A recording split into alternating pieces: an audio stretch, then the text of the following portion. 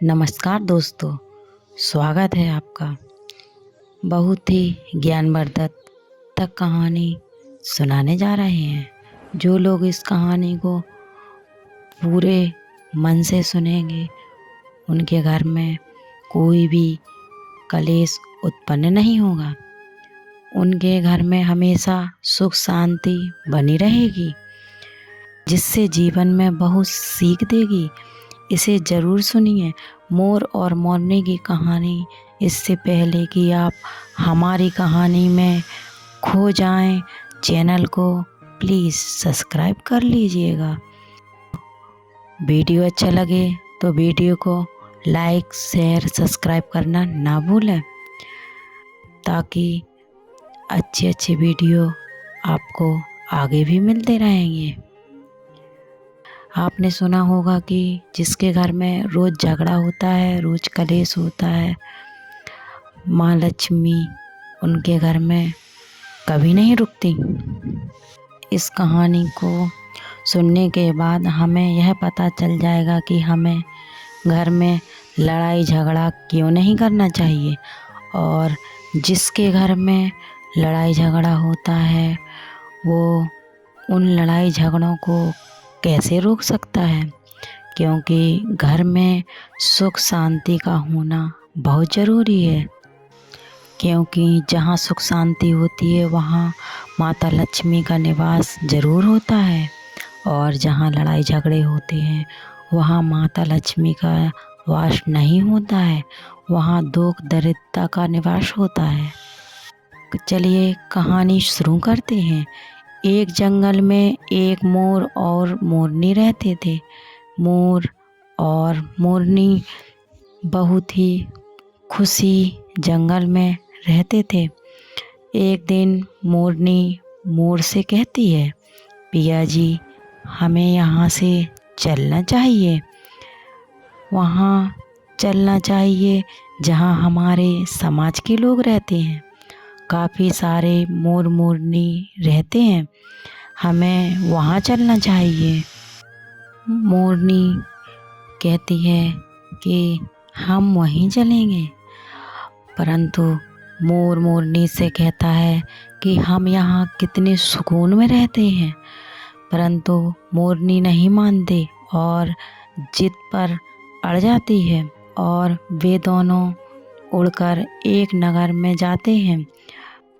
उस नगर का राजा पशु पक्षियों की भाषा को अच्छी तरह से समझता था। उस दिन राजा रानी से कहता है कि आप मुझे भोजन देंगी क्या?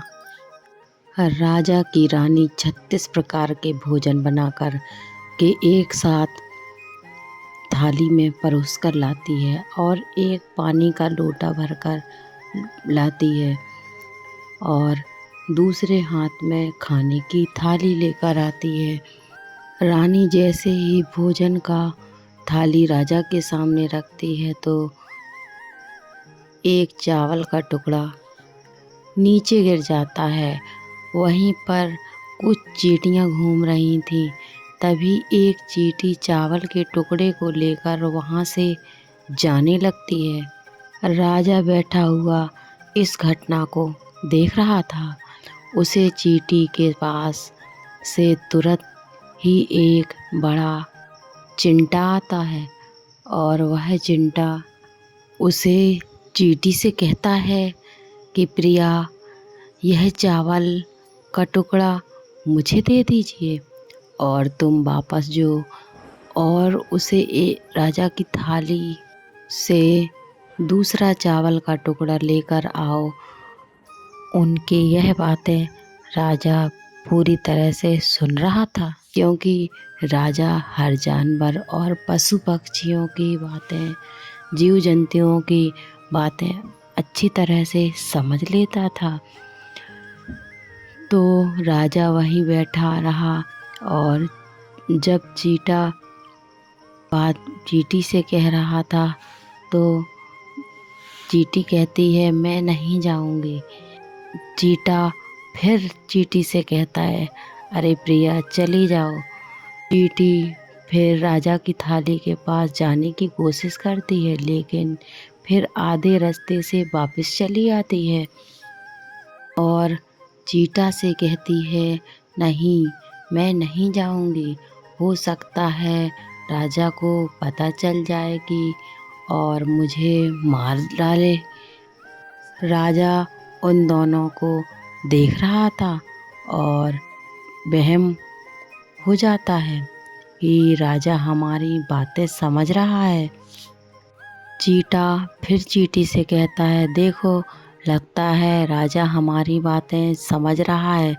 राजा ने हमारी बातों को सुन लिया है, इसलिए वह हमें ही देख रहा है।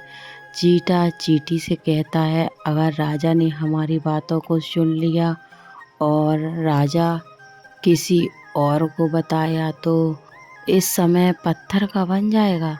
राजा चिंता और चींटी की बात को बखूबी सुनकर लेट गया और समझ गया। तब फिर राजा इस बात को सुनकर हंसने लगता है। जैसे ही राजा को हंसी आने लगती है, राजा की रानी रसोई से बाहर आई। वह जैसे ही रसोई के बाहर निकलती, राजा उसे हंसते हुए दिखाई देते हैं। रानी राजा से हंसते हुए देखकर सोने लगती है। शायद मुझसे कोई गलती हुई है, इसलिए राजा साहब हंस रहे हैं।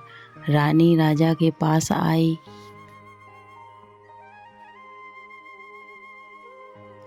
और कहती है, महाराज, क्या मुझे कोई पाप हुआ है?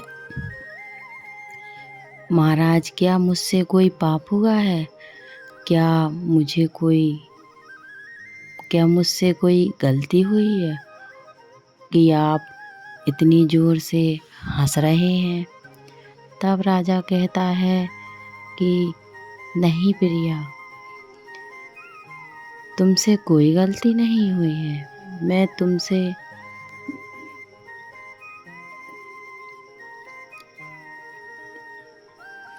कोई बात बताना नहीं चाहता हूँ। मैं तुमसे कुछ भी बात बताना नहीं चाहता हूँ। तब रानी कहती है कि आपको मुझे बताना पड़ेगा कि आप क्यों हंस रहे हैं। राजा बार बार मना करता है, क्योंकि राजा को पता था कि चींटी ने कहा है कि अगर मैं चींटी वाली इस बात को किसी को बताऊंगा तो पत्थर का बन जाऊंगा। तो राजा ने रानी से यह बात बताने से मना कर दिया और राजा ने कहा, यह कोई बात ज़्यादा तगड़ी नहीं है। तब रानी राजा से जिद करने लगी और कहने लगी, जब बात कोई ज़्यादा तगड़ी नहीं है तो फिर क्यों हंस रहे हो? मुझे यह बात आप ज़रूर बताएं। रानी तब राजा से कहती है कि आपको मुझसे अगर प्रेम है तो आपको यह बात बताना ही होगा। तब राजा सोचता है, अगर मैं यह बात रानी को नहीं बताऊंगा तो उसका विश्वास खो दूंगा। अब राजा मन में सोचता है कि अगर मैं चींटी वाली बात बता दूंगा रानी को तो पत्थर का बन जाऊंगा। अब राजा संकोच में पड़ जाता है। तब रानी को वह बहुत समझाता है। रानी के न समझने पर रानी बहुत जिद करती है। तब राजा कहता है, ठीक है प्रिया, मैं तुम्हें यह बात बता देता हूँ, लेकिन बाद में फिर तुम्हें पछताना पड़ेगा। रानी कहती है कि बात अगर तगड़ी नहीं है तो फिर क्यों हंस रहे हो? मुझे आपको यह बात बता देना चाहिए। राजा की बात रानी ने एक भी ना सुनी और जिद करते हुए राजा को यह बात रानी से चींटी वाली बतानी पड़ी। और राजा ज्यों-ज्यों बात धीरे धीरे बताता गया, वैसा ही राजा धीरे धीरे पत्थर का बनता गया। जब राजा की बात पूरी हुई तो राजा पूरी तरह से पत्थर का बन जाता है। और रानी की जिद के कारण राजा पूरा पत्थर का बन गया। रानी रोने लगती है और रानी उसे पत्थर को हिलाने की कोशिश करती है। तब वह पत्थर तो पत्थर ही होता है, लेकिन भारी भरकम पत्थर कैसे हिलाएं, क्योंकि राजा बहुत ही भारी था। रानी का सर रानी सर पटक पटक कर रोती ही रही, छाती पीटी विलाप करती रही और किसी जीव जंतु की सहायता के लिए गुहार करती रही। तब यह सब बातें मोर और मोरनी बेखूबी देख रहे थे, अपनी आँखों से देख रहे थे। रानी के विलाप को देखकर मोर और मोरनी ने कहा कि दया करनी चाहिए। मोर और मोरनी से कहता है, यह उस जंगल में कितना खुशी से रह रहे थे और यहाँ चले तब इतना विलाप कर रही हैं। इसकी ज़्यादा तो सहायता हम नहीं कर सकते, पर इसकी कुछ सहायता तो हमें करनी ही होगी, लेकिन इसको धीरज बंधा सकते हैं। यानी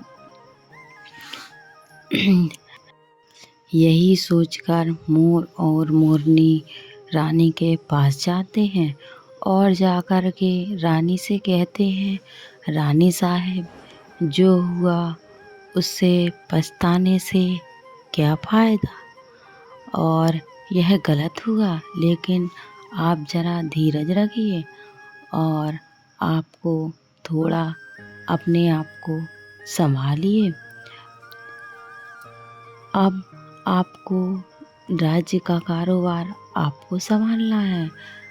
तब रानी कहती है, भाई मोर मोरनी, मैं अपने आप को कैसे संभालूं? मेरा पति परमेश्वर पत्थर का बन चुका है और मैं क्या करूं? रानी की यह बात सुनते ही उधर मोर मोरनी के मुख से यह बात निकल जाता है कि राजा पत्थर का कैसे हो जाता है।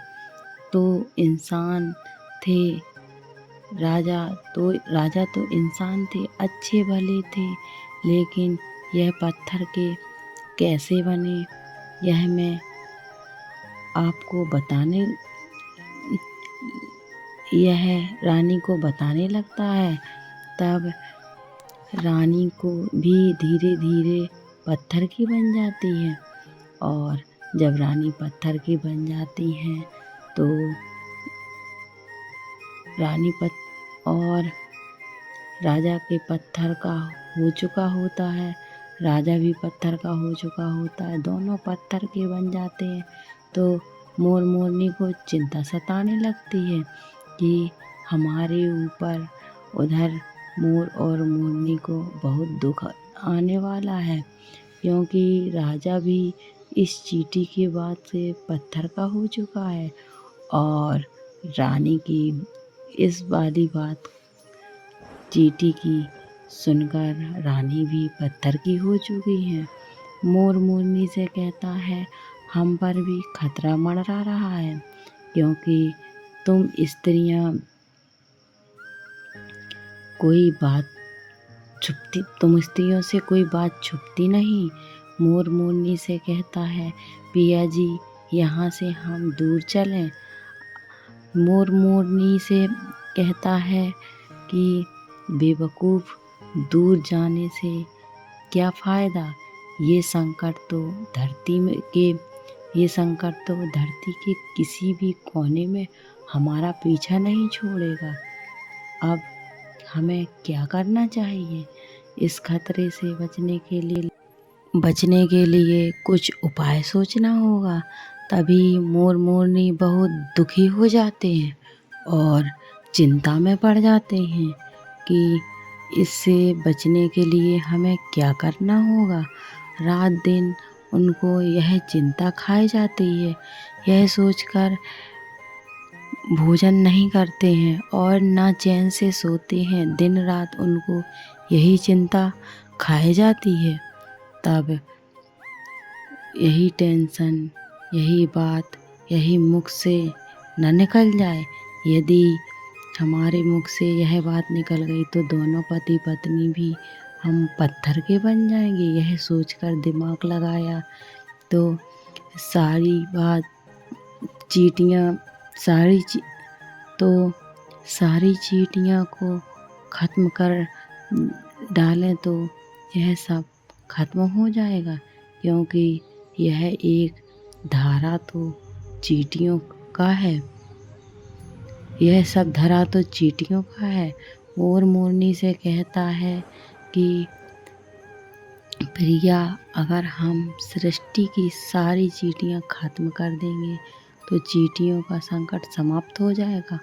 और मोरनी की इस बात को से राजा राजी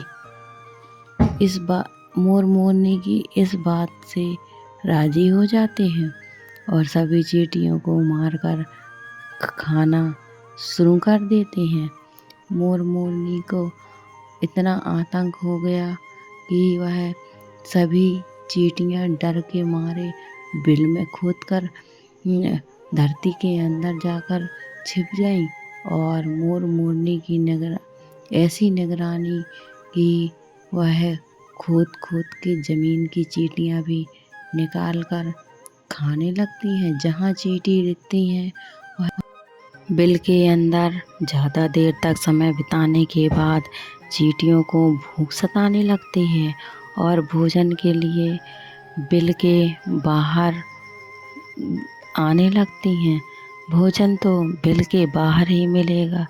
ज्यों ही बिल के बाहर निकलती तो उन्हें मोर मोरनी दबोच डालते हैं और दबोच कर खा डालते हैं। तब और एक चींटा बिल के अंदर भोजन के लिए तड़पते हुए विष्णु का जोरदार भजन करने लगा और कहने लगा कि मुझे जोरों की भूख लगी है। और भक्ति करते करते उन्हें भी यह मालूम नहीं था कि वह कहाँ है कहाँ नहीं है। वे घर में तपस्या में लीन हो गए और उन्हें अंत में जाकर श्री हरि विष्णु के दर्शन देते हैं। अंत में श्री हरि विष्णु दर्शन देते हैं और भगवान विष्णु कहते हैं कि चींटा, जो तुम्हें मांगना हो वह मांग सकते हो। हम तुम्हारी भक्ति से प्रसन्न हैं, क्योंकि चींटा और चींटी ने निरंतर भक्ति की उपासना की हुई थी। तब ना ही कोई जल ग्रहण किया, ना ही भगवान विष्णु, ना ही कोई अन्न ग्रहण किया।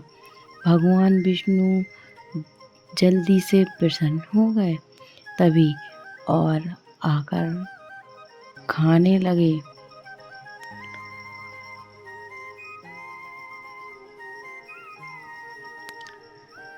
आकर कहने लगे कि तुम्हें दोनों को जो भूख प्यास से दोनों एक ही बात कहते हो कि मुझे भूख लगी है। तो उन्होंने सोचा कि अगर चींटा चींटी ने सोचा कि अगर हमारा पेट नहीं होता तो हमें बाहर क्यों आना पड़ता। और मोर मोरनी हमारे बाहर आते ही हमें मारकर दबोच कर खा जाते हैं, और अगर हमें बाहर नहीं आना पड़ता तो मोरनी नहीं खा पाएंगे हमें। उन्होंने यह मांगा, प्रभु हमारे पेट की गांठ लगा दो। विष्णु भगवान कहते हैं कि तथास्तु, और चीटा चीटी के पेट में गांठ लग जाती है। आज भी उन चींटियों के पेट में गांठ लगी हुई है।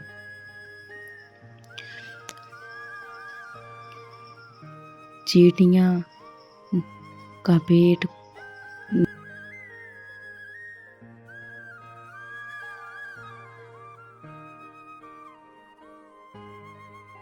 इसलिए चीटा और चींटियों का पेट नहीं होता। और चीटा कहते हैं, चींटी कहती है कि भगवान हमें मोर मोरनी के खतरे से बचने के लिए कुछ उपाय बताएं। मोर और मोरनी हमें खाने का ज़मीन पर इंतज़ार करते रहते हैं। हमारे लिए ऊपर आने और ज़मीन पर बैठे हुए मोर मोरनी हमें चपेट कर खा जाते हैं। इसके लिए हमें उपाय बताएं। भगवान विष्णु मोर से कहते हैं, क्योंकि राजा ने तुम्हारी बात यह सुन ली थी और शास्त्रों की पढ़ाई की हुई थी, जीव जंतुओं की भाषा समझता था, इसलिए तुम्हारी बातें उसने सुन ली थी और इस वजह से वह पत्थर का हो गया था। मोर कहता है कि प्रभु उनकी पत्नी का और उस राजा का क्या दोष था कि जिसके कारण वह दोनों पत्थर के बन गए। श्री हरि कहते हैं कि उनकी पत्नी भी उनके इस पाप की भागीदार है, क्योंकि उनकी पत्नी अगर राजा से जिद नहीं करती तो राजा को यह सब भोगना नहीं पड़ता। इसलिए आज वे दोनों पत्थर के बन चुके हैं। श्री हरि को समझने के बाद मोर उनसे कहता है कि प्रभु, पर इस बात पर हम किसी और से भी कहेंगे तो रानी ने हमें सुने हैं, कहेंगे जो कि रानी ने उनकी बात सुनकर भी हम किसी को सुनाएंगे तो हम भी पत्थर के बन जाएंगे, तो इसका कोई उपाय बताएं। तो श्री हरि विष्णु कहते हैं कि तुम्हें किसी को खाने से कोई फर्क नहीं पड़ेगा, तुम्हारे ऊपर तो खतरा टल चुका है। और मोर मोरनी बड़े प्रसन्न हो जाते हैं, खुशी में का कोई ठिकाना नहीं रहता।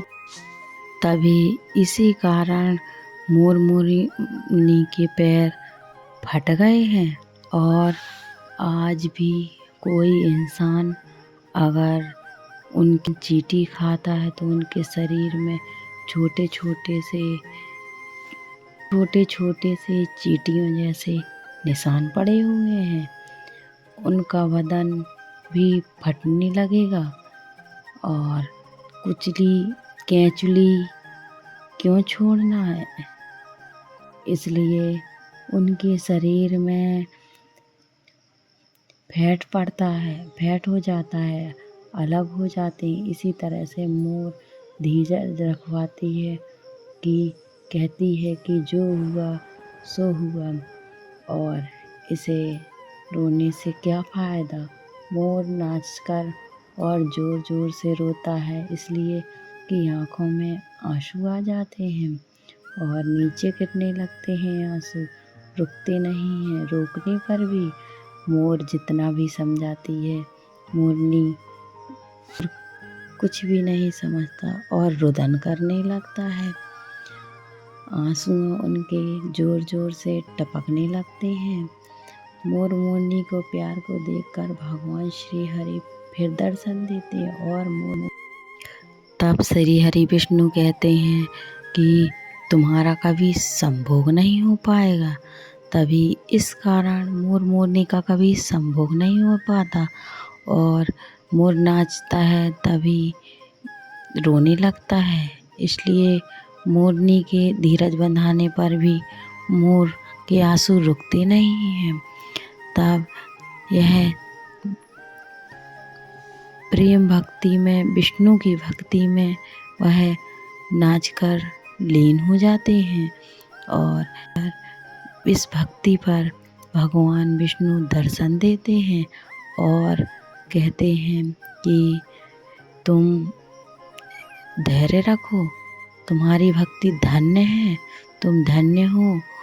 एक समय ऐसा भी आएगा जो हर इंसान तुम्हारे पंखों से मुकुट बनाकर मेरे सर पर धारण करेगा। तुम्हारी भक्ति धन्य है। इसलिए हमें भगवान पर भरोसा कभी नहीं तोड़ना चाहिए, ना ही हमें किसी का मजाक उड़ाना चाहिए, क्योंकि करने का फल आज नहीं तो कल भुगतना ही पड़ता है। कर्म को कोई नहीं रोक सकता, कर्म करने पर उसे भोगना ही पड़ेगा। जय श्री कृष्णा दोस्तों।